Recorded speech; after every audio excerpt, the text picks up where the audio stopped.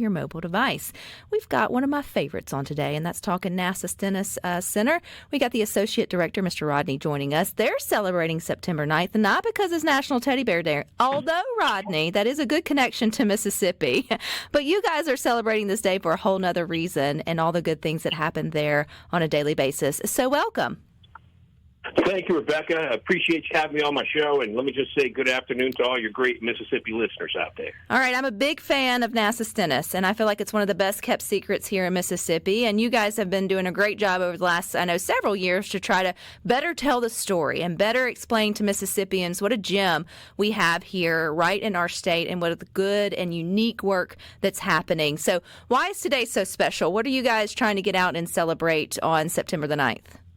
Well, first off, I don't like the fact that Stennis is one of the best-kept secrets. We're here today to try and keep it from being a secret.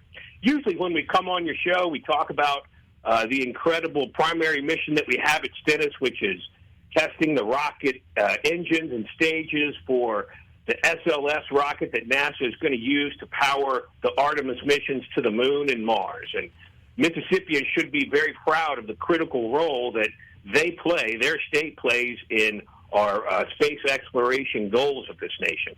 But today, I want to talk about something else. I want to talk about some of the other stuff that happens at Stennis, sort of as a did you know about Stennis, because today marks an anniversary. So if you think of Stennis as a city of about 5,000 people, and it does sort of operate as a city because of how remote it is, did you know that 60% of the folks that come to work every day at NASA Stennis actually are not coming to work on the NASA mission? We have over 3,000 folks of that 5,000 city population that come in to work on other missions because we have, and celebrating today the 55th anniversary of what we call the Federal City, which is a collection of about 50 organizations, think other federal agencies, state agencies, universities, and a growing list of commercial aerospace companies that come to work every day to work on their own missions at Stennis Space Center. And I'm not sure many folks have an appreciation for all of the other stuff that happens at Stennis that's not about NASA's rocket testing program. Rodney, is that because of the unique, setup that's there at Stennis? I guess the equipment or the pads that are there available, all of the, technologies that may be open there that you wouldn't find at other places, or the fact that it's a remote and removed? Like, what makes Stennis so special for those other agencies to want to call it home? Well, I think all of those things you mentioned play a part. And if you think back to the early 70s, so Stennis was built for the Apollo program.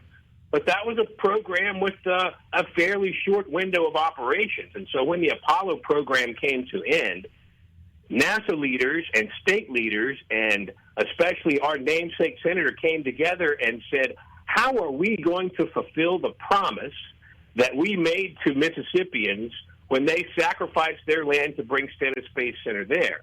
And one of the best ways that they thought they could reach full utilization of Stennis for the benefit of Mississippi and the Gulf Coast was to bring on these agencies that capitalized on existing facilities that were built for the Apollo program that were no longer needed, capitalize on the tremendous amount of acreage we have at Stennis so we can spread missions out all over our 13,000 acres, and capitalized on the acoustical buffer zone, that 125,000-acre area that surrounds Stennis. I'm sure you see the signs as you're driving by Stennis and when you enter and exit it.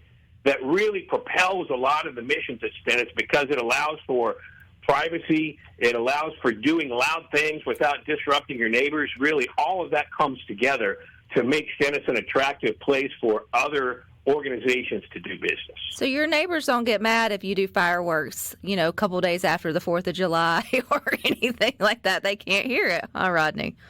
That's right. And actually, if you're in the vicinity and you've been hearing frequent rumblings during the day or even at night emanating from the general direction of Stennis Space Center, it's likely that those rumblings are coming from some of our commercial aerospace partners, companies like Rocket Lab and Relativity Space that have set up their own test operations, building their own rockets and rocket engines out there and testing them to grow the domestic space economy. They utilize our expertise, our support systems, and sometimes even test facilities that we no longer need to develop their own rockets and further their own missions out there. So it's anybody's guess when you hear those rumbles nowadays where that rumble is coming from. Well, Rodney, Hancock County is the only place that you can say, "Oh, relax, honey, it's just the rockets." Anywhere else, hey, it would be something else. Let's talk about the economic impact of NASA Stennis there. I mean, yes, it's kind of a best kept secret, trying to change that, but man, it's doing big impact. I mean, if it left, you would definitely know about it. So, what is that impact like for Mississippi, particularly there on the Mississippi Gulf Coast?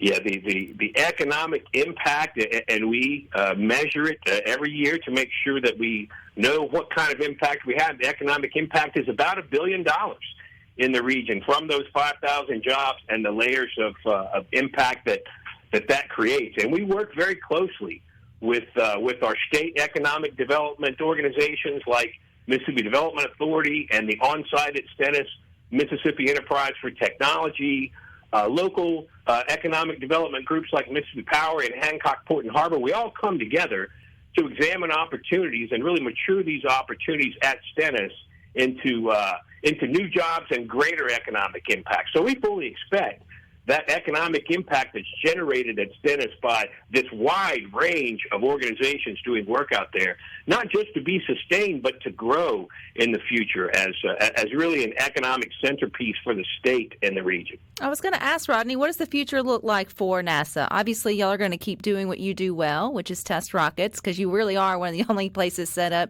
to kind of do that. But when you think about like the future of NASA Stennis Space Center there in Hancock County, what do you see in 5, 10, 15, or the next 50 years for its value added here in Mississippi?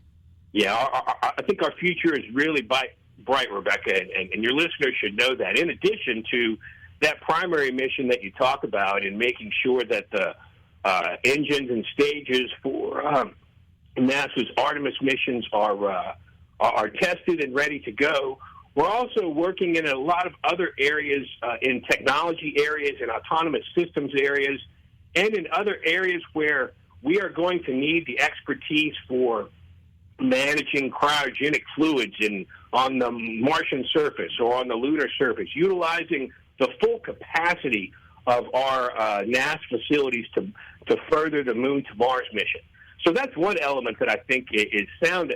Two others, one of them being another did you know that Navy personnel at Stennis actually outnumber NASA personnel by just a bit. We are very proud to support the nation's national security endeavors and have several organizations from the United States Navy that are growing out there, both in the Meteorological and Oceanographic Command and Naval Oceanographic Office, the Naval Research Lab that creates weather forecasting for the warfighters, to actually warfighter training.